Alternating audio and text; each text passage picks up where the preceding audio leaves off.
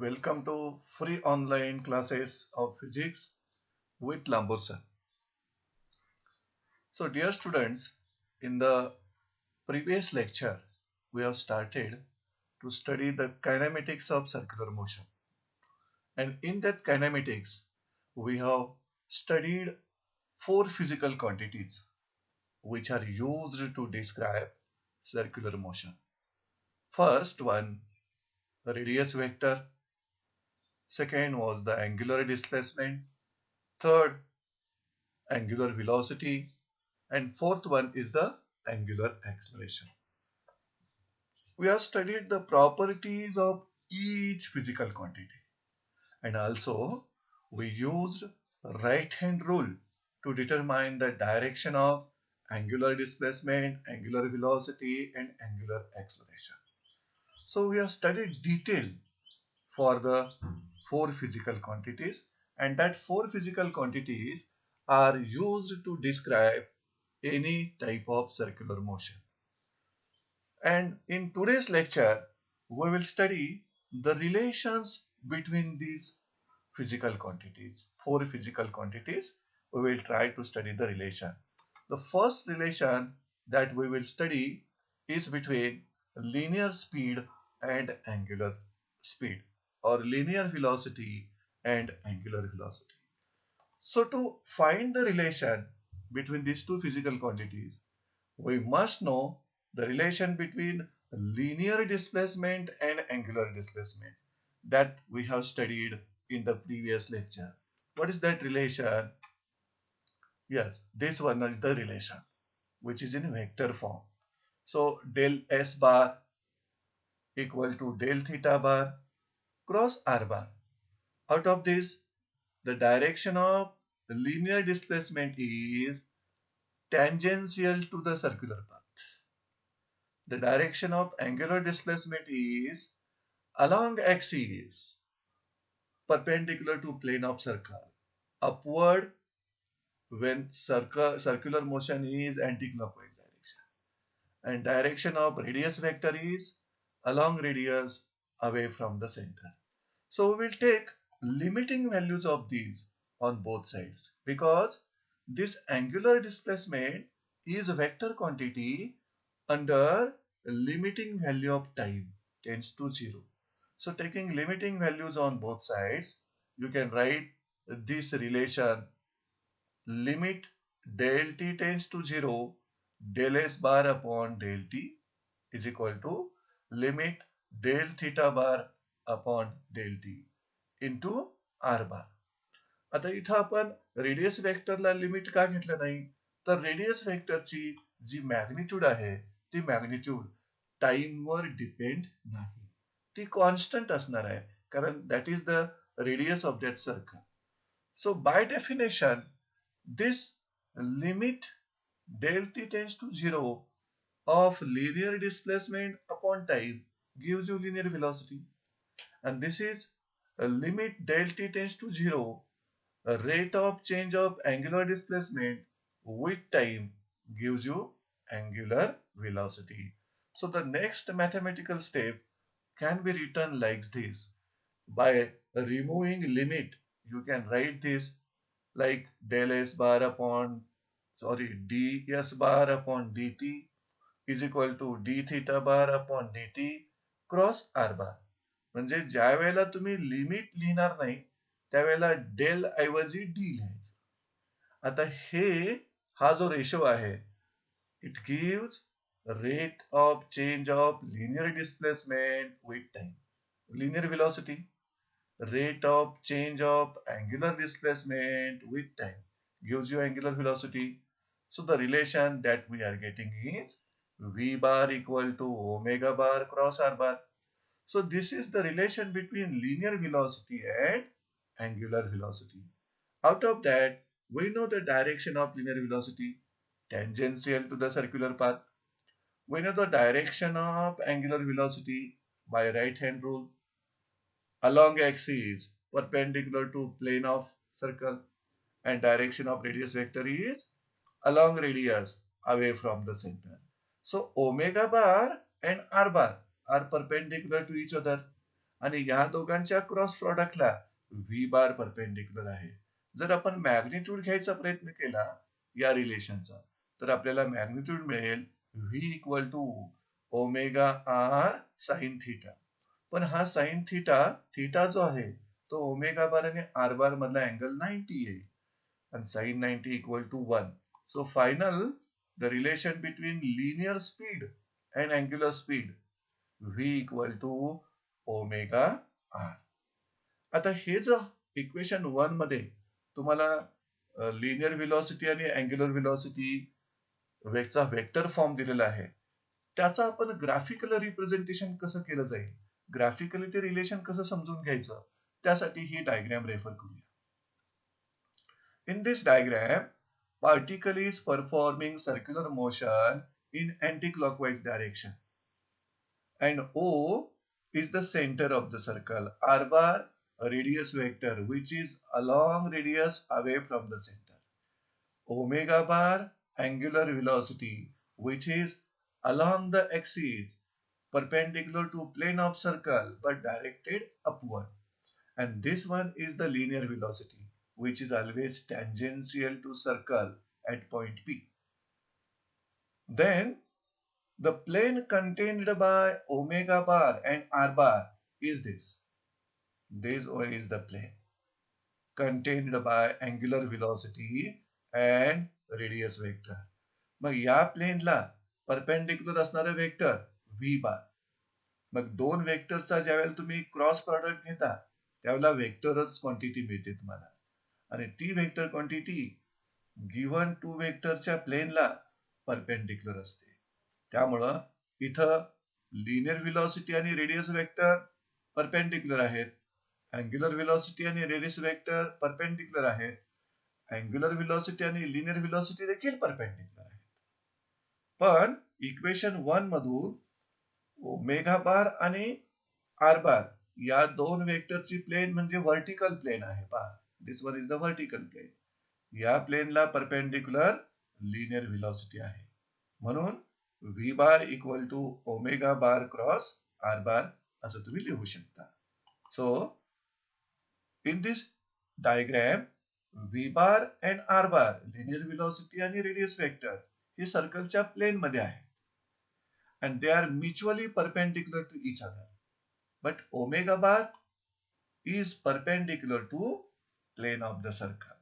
So in this way we have studied the relation between linear velocity and angular velocity, and ते relation graphically कसं represent करायचं, कसं समजून घ्यायचं ते या डायग्राम मध्ये आपण स्टडी केलंय. Now we will shift towards the next relation, which is the relation between a linear acceleration and angular acceleration. We want to study second relation between linear acceleration and angular acceleration. So to find this relation, first of all we consider magnitude of linear acceleration of the particle. So linear acceleration is equal to a rate of change of linear velocity. So its magnitude can be written like this. Linear acceleration equal to change in velocity upon time, rate of change of speed upon time किंवा velocity upon time. मग यातील v आणि angular velocity omega यांच्यामधलं relation v equal to r omega. Just we have derived, so we can substitute instead of v r omega. आता इथं r is the radius which is always constant. It will come out of the limiting value of time. So remains only r equal to d omega by dt. And this is nothing but a rate of change of angular velocity with respect to time, which gives you angular acceleration. So final, the relation between linear acceleration and angular acceleration, a equal to r alpha.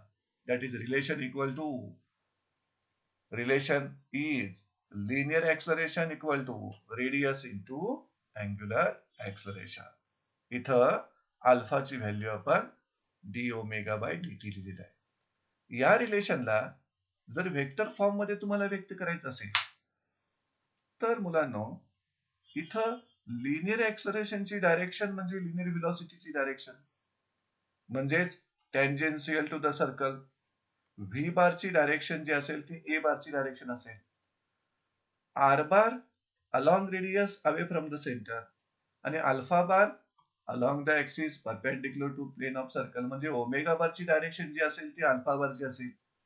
त्यामुळं जर तुम्हाला linear velocity आणि angular velocity मधलं relation vector form मध्ये लिहिता आलं असेल तर अगदी त्याच पद्धतीनं लिनियर एक्सलरेशन आणि अँग्युलर एक्सलरेशन मधलं रिलेशन वेक्टर फॉर्म मध्ये व्यक्त करता येईल. Like this, A bar equal to alpha bar cross R bar. पुन्हा एकदा ह्याची मॅग्निट्यूड करायचा प्रयत्न केला तर ए बारची magnitude A, alpha bar cross R bar ची magnitude alpha into R sine theta. पण अल्फा आणि आर मधला अँगल 90 असेल, so sine 91. So you will get only alpha into r, same relation. Okay. So in this way, we have studied the two relation. First one, relation between linear velocity and angular velocity. त्याची magnitude form v equal to r omega. And second relation is between linear acceleration and angular acceleration. The magnitude मध्ये a equal to r alpha. Now we will shift to study the types of circular motion. Dear students, circular motion is the motion of particle along circumference of circle. And in any circular motion, what happens to the direction of linear velocity? Changes continuously, and it is directed along tangent to the circular path, and it changes at every instant of time. But what about the magnitude of linear velocity? Magnitude of linear velocity may or may not remain constant. So depending upon magnitude of linear velocity, that means linear speed, circular motion are divided into two types. त्यामुळे circular motion चे जे types आहेत, that types are decided by magnitude of linear velocity.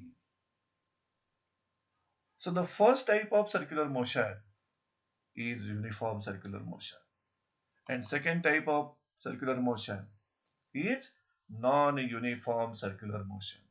So we will study one by one. First of all, we will study uniform circular motion and its definition. आता definition घेताना या दोन्हीही प्रकारच्या circular motion मध्ये linear velocity ची direction continuously change instant to instant. And what is the direction? Along tangent to circle at that point. But what is difference? Magnitude of linear velocity, that means speed, may constant or may not constant. मग ज्या circular मोशनच्या type मध्ये linear व्हेलॉसिटीची magnitude constant असेल, that is our uniform circular motion. आणि ज्या circular motion मध्ये magnitude of linear velocity will changes continuously, that is your non-uniform circular motion.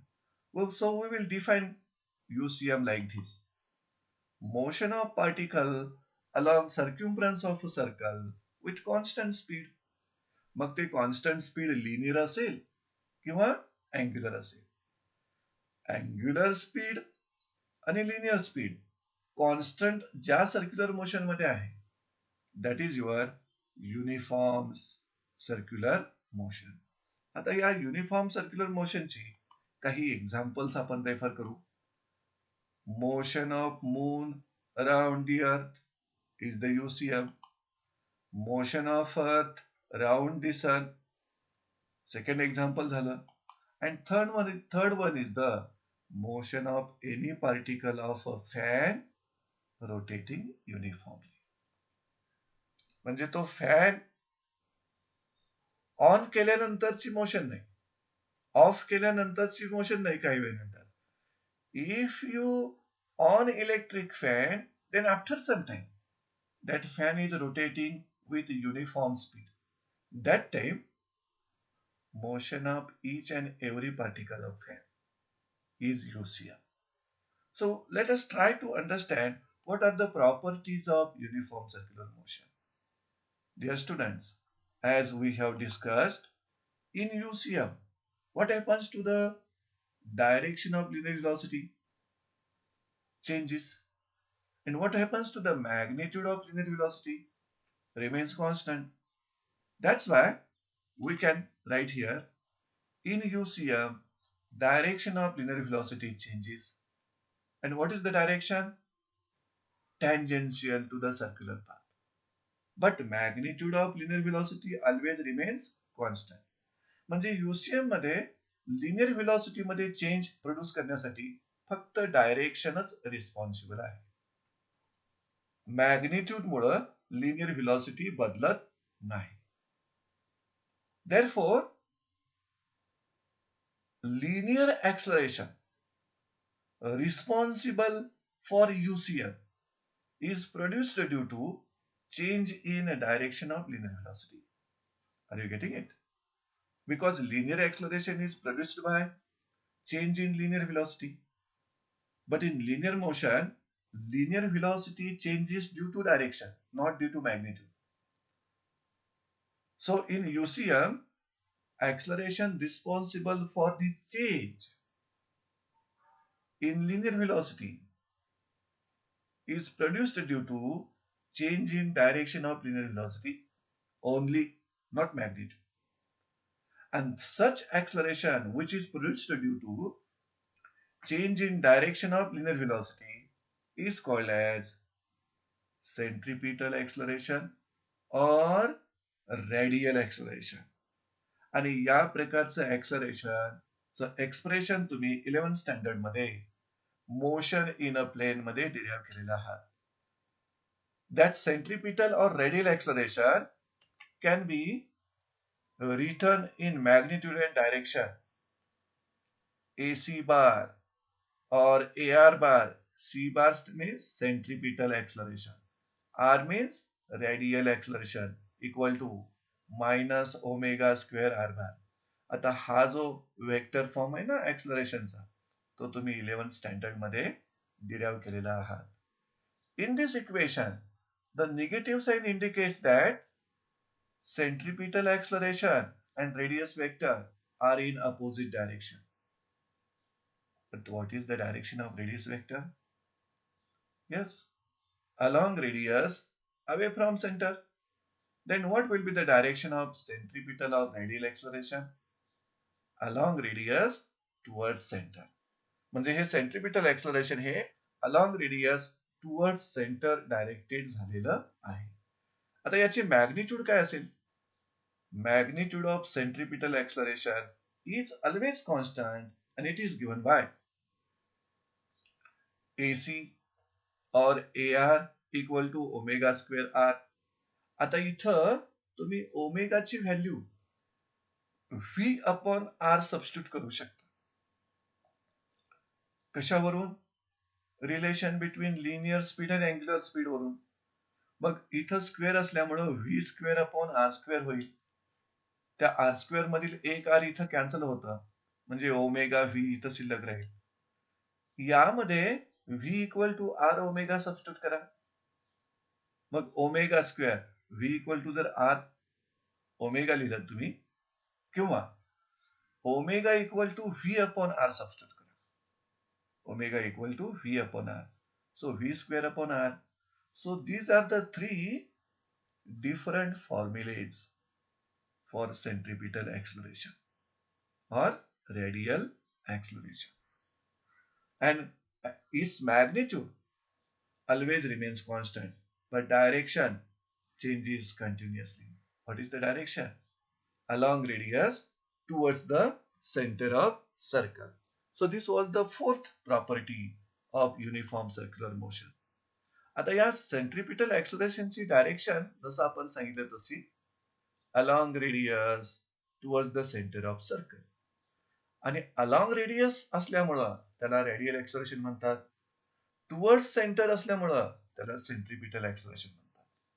So you can call it either radial acceleration और centripetal acceleration. आता या UCM मध्ये direction of linear velocity and linear acceleration explain करण्यासाठी आपण graphically समजावून घेऊया. This diagram explains what is the direction of linear velocity and direction of linear acceleration. The linear velocity always tangential to the circular path, this one. And linear acceleration is along radius but towards center. So the angle between linear velocity and centripetal acceleration is 90 degree. आणि हे दोन्हीही vectors सर्कलच्या plain मध्ये आहेत, but mutually perpendicular to each other. But omega bar is perpendicular to plane of circle. Next one.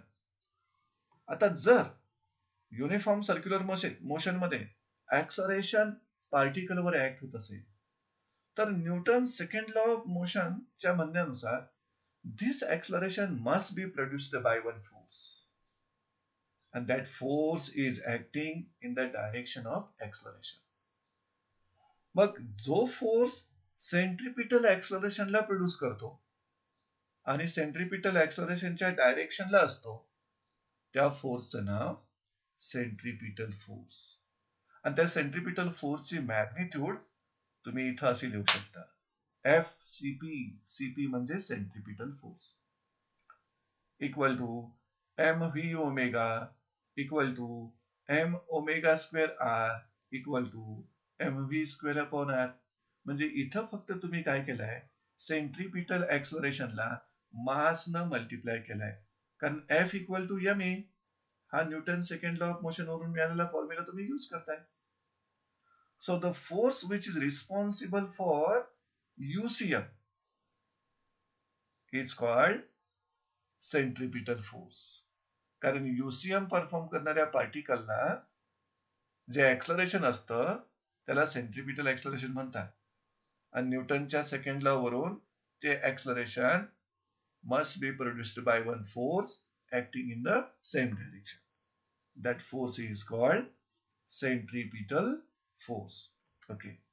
या centripetal फोर्सची vector फॉर्मचं equation जे आहे ते असं लिहिलं जाईल, F C P bar equal to minus M V square upon R into R zero बार.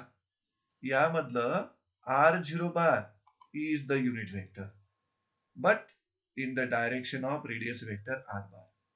मग आता इथं निगेटिव्ह साइनचा मीनिंग काय आला? Negative sign indicates that centripetal force and this unit vector are in opposite direction. मग unit वेक्टरची direction म्हणजे radius वेक्टरची direction, so it is along radius away from center. आणि सेंट्रिपिटल फोर्सची डायरेक्शन हे सेंट्रिपिटल ऍक्सलरेशनची direction along radius towards the center. So that's why these two vectors are oppositely directed. So the negative sign is there. Now, next property. Linear speed, angular speed, velocity and kinetic energy remains constant. याचा meaning काय? UCM perform करणाऱ्या पार्टिकलचं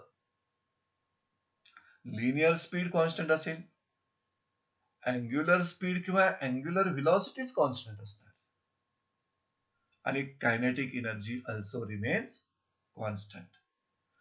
जर angular velocity constant असेल तर what will be the rate of change of angular velocity? That is also zero. आणि rate of change of angular velocity gives you angular acceleration.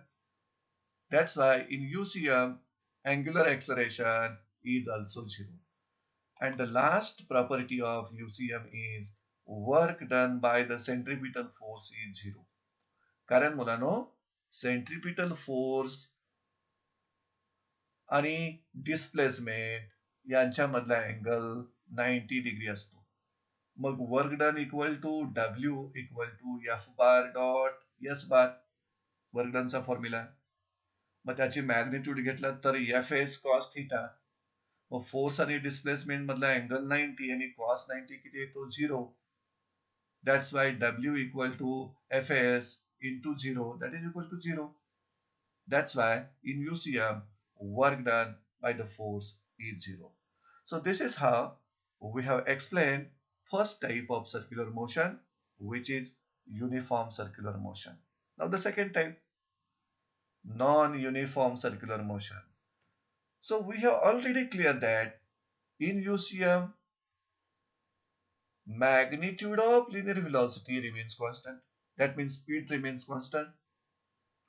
But in non-UCM, magnitude of linear velocity changes, continuously changes. So according to that, we can define non-UCM. Motion of particle along the circumference of a circle with variable linear speed is non-uniform circular motion. काही examples non युसीएम ची आपण विचारात घेऊया. जर एखादं particle vertical circle मध्ये revolve होत असेल but only under gravity of earth, then vertical circular motion under gravity of earth is the example of non-UCM. Second, electric फॅनचं एक्झाम्पल घेऊ आपण. समजा इलेक्ट्रिक फॅन आपण स्विच ऑन केला किंवा स्विच ऑफ केला. What happens? When electric fan is on or off, the linear speeds of every electric fan increases or decreases for some time, isn't it? And after some time, that linear speed remains constant. So when fan is switched on, linear speeds of the particle goes on increasing for some time and then remains constant. When fan is switched off, linear speeds of the particles goes on decreasing and then remains constant equal to 0. However, direction of the linear speed always tangential to the circular trajectory.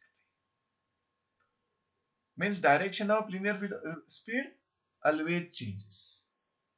म्हणजे एक point तुम्ही clear करा.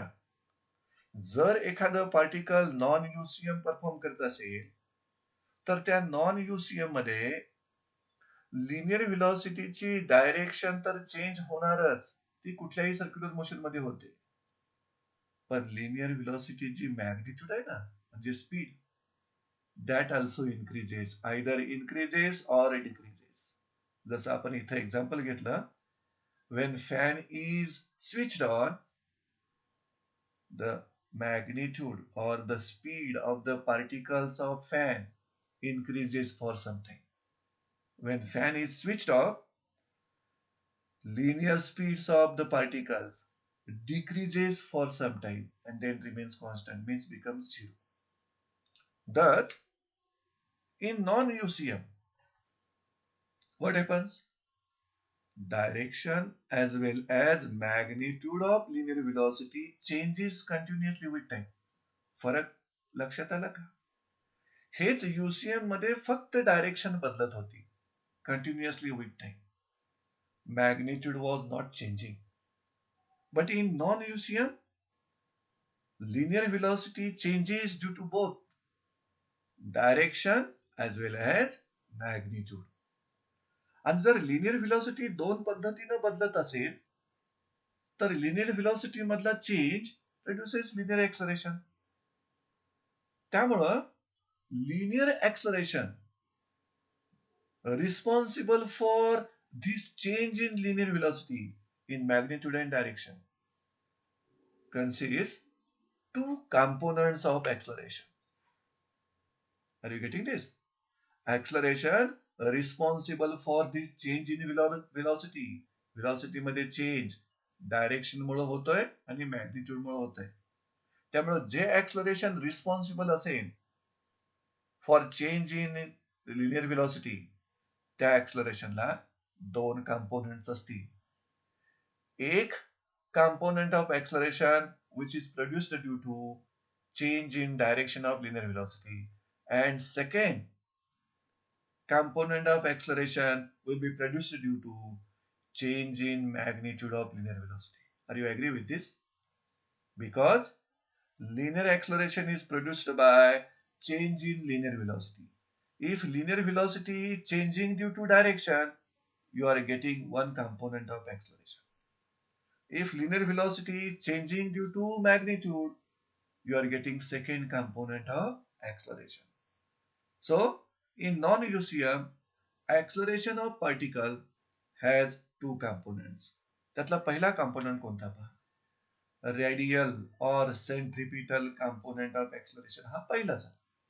आणि हा component produces due to change in direction of linear velocity. Linear व्हेलॉसिटीच्या direction मध्ये change झाल्यामुळं जो ऍक्सलरेशनचा कंपोनंट प्रोड्यूस होतो त्याला रेडियल किंवा सेंट्रिपिटल कंपोनंट ऑफ ऍक्सलरेशन म्हणतात. and that component is given by the relation AR bar किंवा AC बार पण लिहू शकला असता equal to omega bar cross V bar.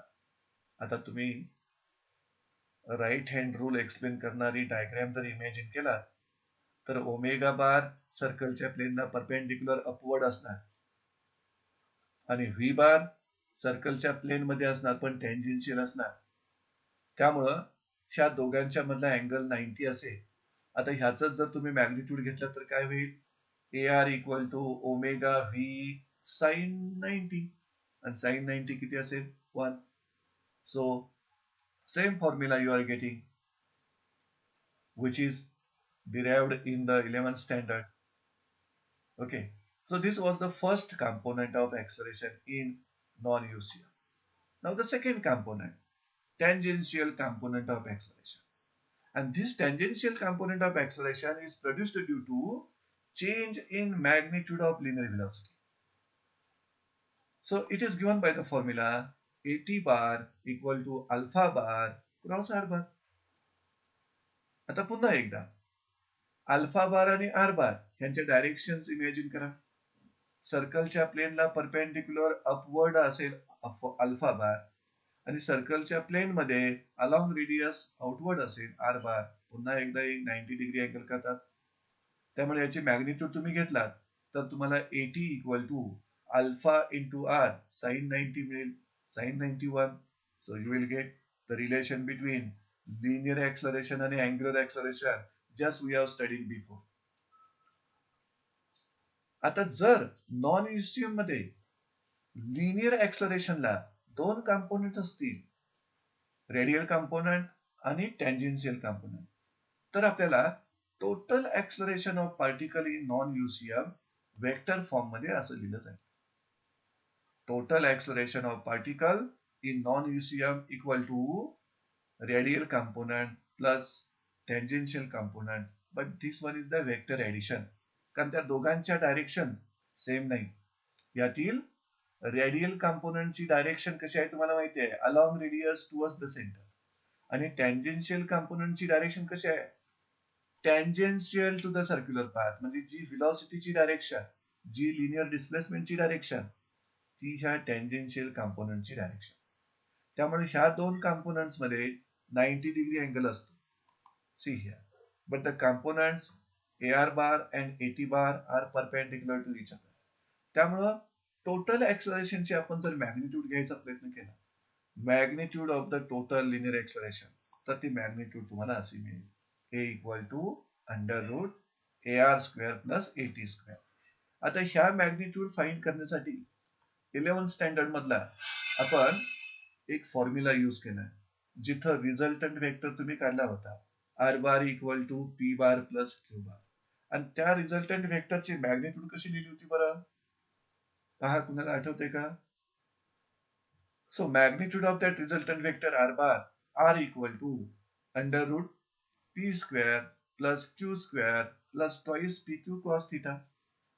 आता इथं P म्हणजे AR, Q म्हणजे AT, आणि AR आणि AT मधला अँगल किती आहे, 90 डिग्री. मग कॉस थिटा मध्ये थिटा 90 ठेवला तर कॉस 90 0 येईल. त्यामुळे third term twice PQ cos theta ही टर्म 0 येईल. That's why only two terms remaining here. So this equation gives you magnitude of total linear acceleration in UCM, and this equation gives you total linear acceleration of particle in non-UCM. So in this way, in non-UCM, linear acceleration has two components, radial component and second tangential component. Okay. Properties of non UCM. आता या non युसीएमच्या properties कोणत्या? तर non UCM मध्ये पार्टिकलची linear velocity दोन पद्धतीमुळे change होणार आहे, due to direction of linear velocity and due to magnitude of linear velocity. त्यामुळं जे लिनियर एक्सलरेशन पार्टिकलचं असेल त्याला दोन कंपोनेंट्स असतात. एक change in direction of linear velocity मुळे जो कंपोनेंट मिळेल तुम्हाला त्याला रेडियल कंपोनेंट किंवा सेंट्रिपिटल कंपोनेंट म्हणूया, आणि दुसरा change in magnitude of linear velocity मुळे जो कंपोनेंट मिळेल त्यामुळं मिळणारा कंपोनेंट आहे तो tangential component of linear acceleration. Second property जर तुम्हाला सांगायची असेल तर in non UCM alpha is non zero. Are you agree with this? पण युसीएम मध्ये अल्फा किती होता रे? 0 होता. म्हणजे angular acceleration in UCM is 0, but angular acceleration alpha in non UCM is non zero. का? तर नॉन युसीएम मध्ये angular velocity changes, angular speed changes due to magnitude. आणि अँग्युलर स्पीड जर चेंज होत असेल, as in case of fan, switch on केल्यानंतर speed increases for some time, म्हणजे changes. Switch off केल्यानंतर अँग्युलर स्पीड डिक्रीज होणार काही टाइमसाठी, changes. And that time you R getting angular acceleration. पण इलेक्ट्रिक फॅन तुम्ही ज्यावेळेला ऑन करणार त्यावेळेला अँग्युलर व्हेलॉसिटी इन्क्रीज होणार. त्यामुळे alpha equal to omega 2 minus omega 1 upon T या फॉर्म्युलाने गेला तर ओमेगा 2 ग्रेटर असेल, अल्फा पॉझिटिव्ह असेल.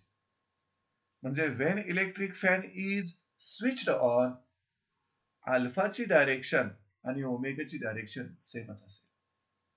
पण ज्यावेळी इलेक्ट्रिक फॅन तुम्ही स्विच ऑफ करता त्यावेळेला अँग्युलर स्पीड डिक्रीज होतं ना, omega 2 will less than omega 1, alpha negative येईल. So when electric fan is switched off, angular speed decreases. So direction of alpha is opposite to direction of omega. म्हणजे omega upward असेल तर alpha downward असेल, पण दोघे सर्कलच्या प्लेनला perpendicular असतील. So in the next article, we will try to find acceleration of particle in non-UCM आणि त्याचं डायग्रॅमॅटिकली रिप्रेझेंटेशन तुम्हाला समजावून सांगायचा प्रयत्न केला. As we know, in non-UCM, acceleration of particle has two components, radial or centripetal component produced due to change in direction of linear velocity. त्याचा विचार करू पहिल्यांदा आपण. This one. This is circular motion non-UCM ते particle perform करते हैं, and when particle is at point P, that particle has a radial component of acceleration, and हा radial component जो acceleration चा आहे, it is produced due to change in direction of linear velocity. इथं जी linear velocity आहे ना त्याची direction continuously change होते, and this change in direction of linear velocity is producing a radial component of acceleration, आणि त्या component ची vector notation असं लिहिलं जाईल. Is it clear? आता दुसरा कंपोनेंट कोणता? Tangential component of acceleration. ते एक्सप्लेन करणारी ही डायग्राम आहे. In this diagram, this one is the tangential component of linear acceleration. Are you getting it? आणि हा कुणामुळे प्रोड्यूस होतो? Change in magnitude of linear velocity. त्यामुळे टँजेन्शियल कंपोनेंट अलॉंग टँजेंट आहे, रेडियल कंपोनेंट अलॉंग रेडियस आहे towards centre, आणि हा टँजेन्शियली outward आहे. मग टँजेन्शियल कंपोनंट मध्ये आणि रेडियल कंपोनंट मध्ये अँगल किती येतो पहा, 90 degree. So tangential component of acceleration AT bar equal to alpha bar cross R bar. आता यावरून टोटल लिनियर एक्सलरेशन पार्टिकलचं तुम्ही ह्या दोन कंपोनंटच्या मदतीने लिहू शकता. Total linear acceleration of particle in non UCM is A bar equal to AR bar plus AT bar. आणि हे टोटल लिनियर एक्सलरेशन हे रेडियल कंपोनंटच्या डायरेक्शनला असणार नाही किंवा टँजेन्शियल कंपोनंटच्या डायरेक्शनला असणार नाही. That total linear acceleration will be having the direction different from these two components. आणि ती डायरेक्शन आपण parallelogram law of vector addition यावरून मिळवू शकतो. आपण असा विचार करा, ही डायग्राम रेफर करा. या डायग्राम मध्ये एकाच ठिकाणी दोन्ही कंपोनंट्स दाखवलेले आहेत. Particle performing non UCM is at point P. मग त्या पार्टिकलवर लिनियर एक्सलरेशनचा radial component along radius towards centre, linear एक्सलरेशनचा tangential component tangential to the circular path असणार. दोघेही म्युच्युअली परपेंडिक्युलर आहे, but in the plane of circle मध्ये पण आहे.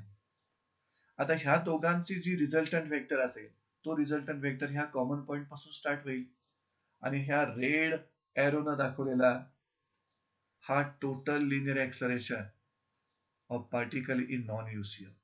मग त्या टोटल लिनियर एक्सलरेशननं रेडियस सी अँगल बीटा हा मेड केलेला आहे. That's why beta equal to angle made by direction of total linear acceleration with radius. आता इथं हा परपेंडिक्युलर तुम्ही इमॅजिन केला तर हा ट्रँगल राईट अँगल ट्रँगल होतो. मग या राईट अँगल ट्रँगल मध्ये मी टॅन बीटा घ्यायचा प्रयत्न केला. तर टॅन बीटा म्हणजे काय, opposite side upon adjacent side. कारण हा रेड एरोनं दाखवलेलं हे तुमचं टोटल एक्सलरेशन आहे. मग इथं tan beta equal to opposite side upon adjacent side असा रेशो असतो. मग अपोजिट साइडची व्हॅल्यू ही मला 80 घ्यावी येईल ना, कारण हे जर परपेंडिक्युलर ड्रॉ केला तर हा जो रेक्टँगल तयार होतोय तो पॅरलेलोग्राम आहे. Opposite sides equal and opposite आहेत. त्यामुळं from figure tan beta equal to 80 म्हणजे opposite side upon AR adjacent side, फक्त मॅग्निट्यूड घेतलेली आहे. मग यावरून बीटा कसं करता येईल. So direction of total acceleration is beta equal to tan inverse 80 upon AR. Is it clear. हा बीटा कधी मिळाला, ज्या वेळेला टोटल एक्सलरेशननं रेडियसचे अँगल बीटा फॉर्म केला असेल.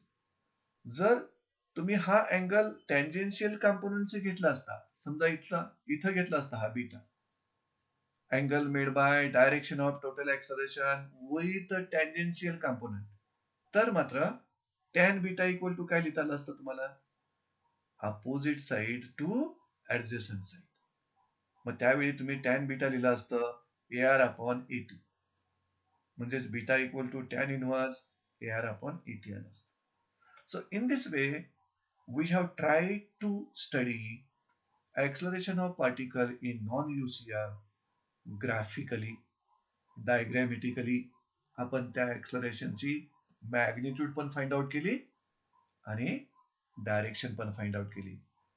हे जे beta equal to tan inverse 80 upon AR हे इक्वेशन तुम्हाला डायरेक्शन देणार आहे टोटल एक्सलरेशनचं. आणि पाठीमागे जे आपण घेतलं A equal to under root AR square plus AT square, it gives you magnitude of total acceleration. So in this way we have completed two types of circular motion. First one is the UCM and next one is the non-UCM. आता आपण या दोन circular motion मध्ये differentiate करायचा प्रयत्न करूया. What is the difference between UCM and non UCM. पहिला difference मी example न घेतलेला आहे बघा. ज्यावेळी fan is rotating with uniform speed. That time the fan or every particle of that fan is performing UCM. But non-UCM कधी? When fan is switched on, its speed goes on increasing. Non-UCM. When fan is switched off, speed goes on decreasing. Non-UCM. म्हणजे fan दोन्हीही motion perform करतोय. UCM as well as non-UCM. UCM कधी? When fan is rotating with a constant speed. And non-UCM कधी? When it is switched on or when it is switched off. That time it is performing non-UCM. आता second difference पहा. UCM मध्ये speed of particle always remains constant. मग ते linear speed असू दे किंवा angular speed असू दे. But in non UCM what happens? Speed of particle either increases or decreases. Third difference पहा ऍक्सलरेशनचा आहे. UCM मध्ये जे ऍक्सलरेशन आहे, रिस्पॉन्सिबल ऍक्सलरेशन आहे, ते फक्त डायरेक्शन चेंज मुळेच येतं लिनियर व्हेलॉसिटीच्या. That is your centripetal acceleration or radial acceleration. पण आत्ताच आपण पाहिल्याप्रमाणे नॉन UCM मध्ये ऍक्सलरेशनला दोन कंपोनेंट्स असतात. एक टँजेन्शियल कंपोनेंट असतो आणि दुसरा रेडियल कंपोनेंट असतो. फोर्थ, UCM साठी रिस्पॉन्सिबल असणारा एकमेव फोर्स आहे, तो म्हणजे centripetal force. So UCM involves only centripetal force. But in non-UCM, centripetal force असतोच. But in addition to that, one additional force is produced in non-UCM due to non-zero alpha. आणि तो additional force म्हणजे तुम्हाला माहिती आहे, pseudo force, centrifugal force. So in non-UCM, centripetal force असतोच. But in addition to that, one force also exists, that is the pseudo force, centrifugal force. And fifth difference is that in UCM, angular acceleration is 0, isn't it? Because omega constant. But in non-UCM, alpha is non-zero. आता तो alpha positive कधी?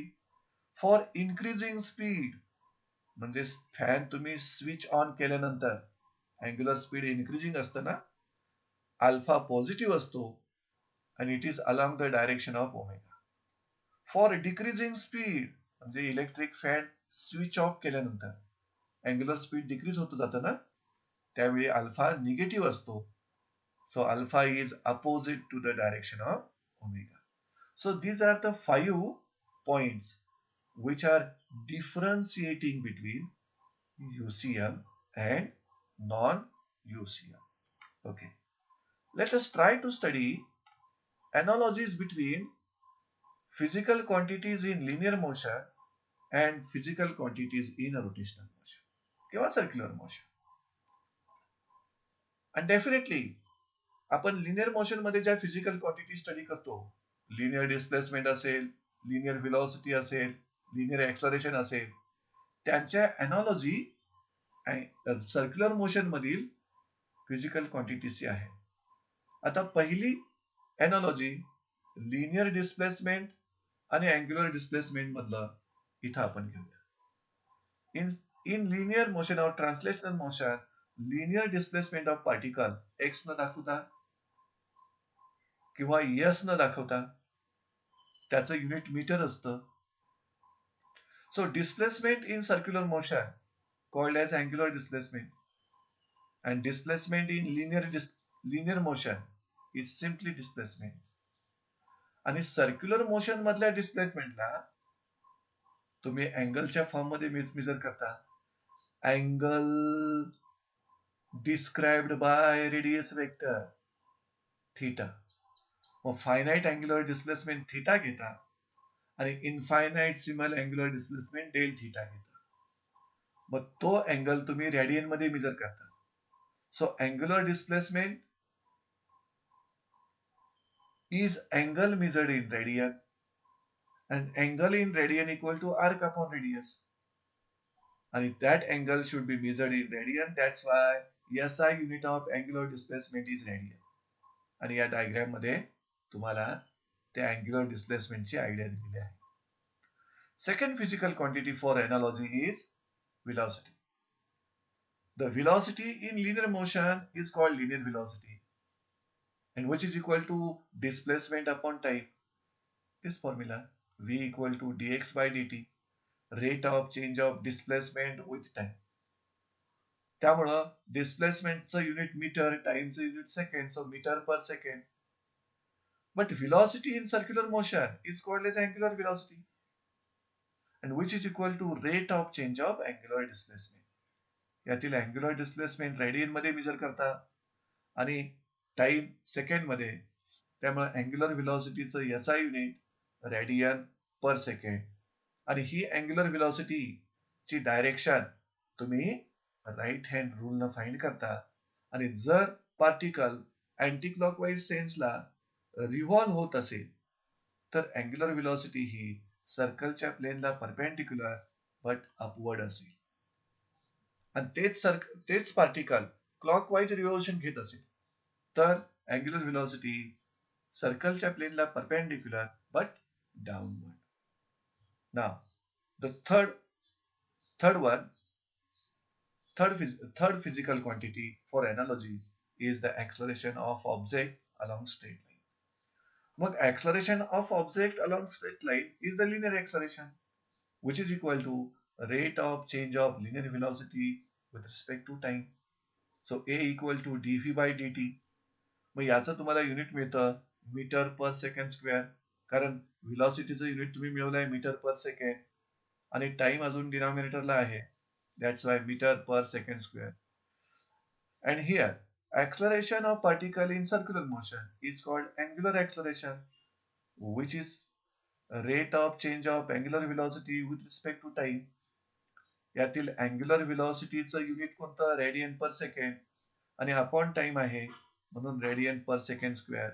इथं तुम्हाला angular acceleration आणि angular व्हेलॉसिटीची direction same डायरेक्शनला कधी असणार आणि opposite डायरेक्शनला कधी असणार हे सांगायचा प्रयत्न केला. ज्यावेळी अँग्युलर स्पीड इन्क्रीज होत असतं त्यावेळी अल्फाचा फॉर्म्युला तुम्हाला आठवतो का बघा. Alpha average angular acceleration omega 2 minus omega 1 upon t. मग अँग्युलर स्पीड इन्क्रीज होत असेल तर ओमेगा 2 ग्रेटर असेल ओमेगा 1 पेक्षा, म्हणजे अल्फा पॉझिटिव्ह येईल. अल्फा पॉझिटिव्ह याचा अर्थ अल्फाची डायरेक्शन आणि ओमेगा बारची डायरेक्शन सेमच असणार. when angular speed increases, direction of alpha is in the direction of omega.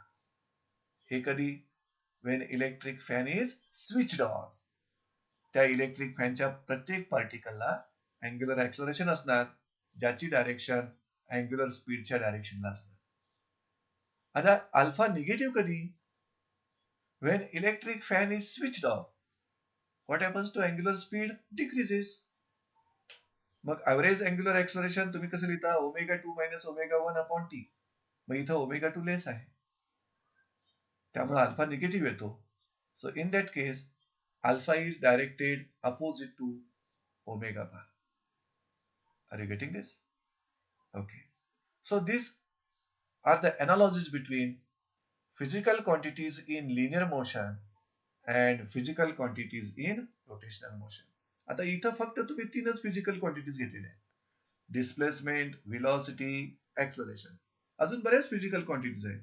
तुम्ही फोर्सची एनालॉजी टॉर्च देव करू शकता आणि पुढच्या डिस्कशन मध्ये अजून एक क्वांटिटी तुम्हाला बरेच घ्याव्या लागणार आहे.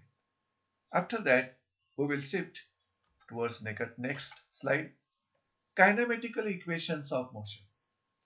म्हणजे जर तुम्ही फिजिकल क्वांटिटी लिनियर मोशन मधल्या आणि रोटेशनल मोशन मधल्या एनालॉजी आहेत, एनालॉगस आहेत, सिमिलर आहेत असं ऍक्सेप्ट करत असाल, प्रूव्ह करत असाल, तर जी कायनेमॅटिकल इक्वेशन्स लिनियर मोशनला आपण स्टडी केलेत तीच कायनेमॅटिकल इक्वेशनची एनालॉगसपणा, एनालॉजी सर्क्युलर मोशन साठी पण आपल्याला कन्सिडर करता येतील. So that's why kinematical equations of motion. So in this chart, we are studying analogous kinematical equations in linear motion and in rotational motion. मग लिनियर मोशन मधील 3 kinematical equations तुम्हाला माहिती आहे. First kinematical equation v equal to u plus at. आता या equation मध्ये u initial velocity, v final velocity, a acceleration आणि t is the time. या टाइम मध्ये velocity changes from initial value to final value. या हे तुमचं second equation आहे, which gives you the displacement of particle after time t. s equal to ut plus half at square. आणि हे third kinematical equation आहे, v square equal to u square plus twice as. आता analogy न तुम्हाला माहिती आहे, linear velocity v न दाखवली जाते तर अँग्युलर व्हेलॉसिटी ओमेगा दाखवली जाते. लिनियर डिस्प्लेसमेंट s न रिप्रेझेंट केलं जातं तर अँग्युलर डिस्प्लेसमेंट थीटा न. लिनियर एक्सलरेशन a न डिनोट केलं जातं तर अँग्युलर एक्सलरेशन अल्फा न. मग या तीन इक्वेशन्स मध्ये, लिनियर मोशन मधील तीन इक्वेशन्स मध्ये जिथं कुठं v असेल तिथं तुम्ही ओमेगा लिहिणार रोटेशनल मोशन मधील इक्वेशनच्या ठिकाणी. जिथं s असेल तिथं थीटा लिहिणार आणि जिथं a असेल तिथं अल्फा लिहिणार. पहा first kinematical equation rotational motion मधलं, omega equal to omega 0 plus alpha t. फक्त इथं फरक एवढाच की इनिशियल अँग्युलर व्हेलॉसिटी ओमेगा 0 असं मानलेलं आहे. 0 का तर स्टार्टिंगला टाइम पण 0 असतो, त्यामुळं omega 0 is the initial angular velocity and omega is the final angular velocity after time T. आणि ही पुढची सेकंड इक्वेशन जे आहे, angular displacement equal to omega 0 T plus half alpha T square.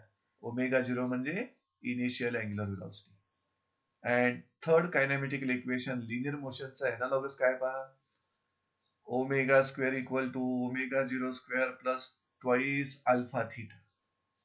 So in this way we have studied analogy between physical quantities as well as analogy between kinematical equations, analogy between linear motion and circular motion, analogy between linear motion and rotational motion.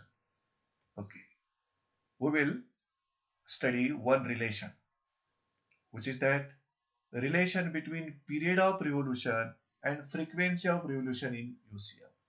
This relation is just revision from the 11th standard. Period of revolution. What is the definition of this? Time taken by particle performing UCM to complete one revolution on its circular path. म्हणजे circle वरून एक revolution complete करण्यासाठी पार्टिकलला लागलेला time, that is the period of revolution. Time taken to complete one revolution on its circular path is the period of revolution. त्याचा formula find करायचा प्रयत्न करू आपण. इन टाइम टी म्हणजे एका पिरियड मध्ये particle covers distance equal to the circumference of circle.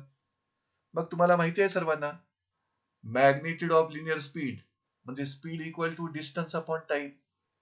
तोच formula आपण लिहिला आहे.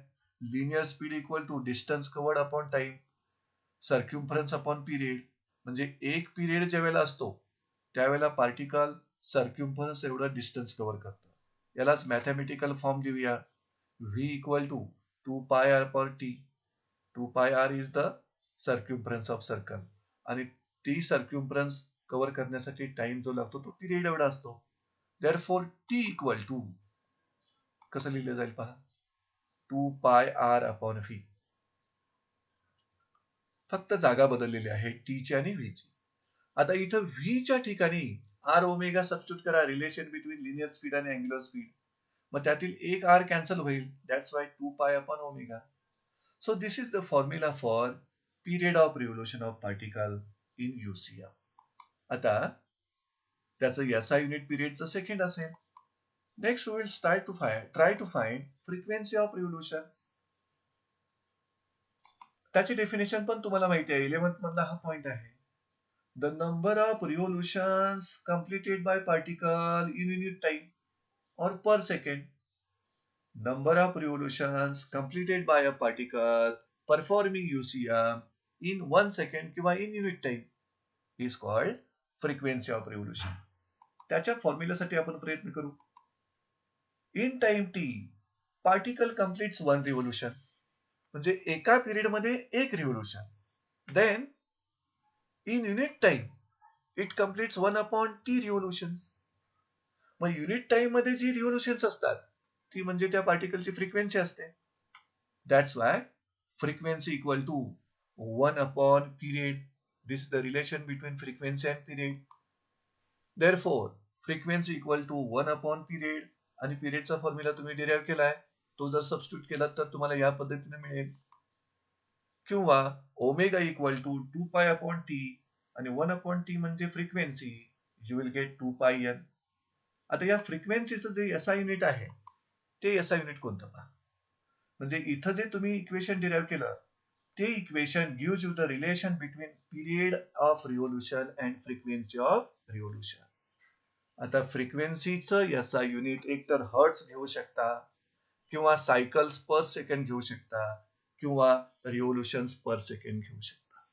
So in this way, for this lecture, we have completed kinematics of circular motion. We will stop here. Thank you, friends.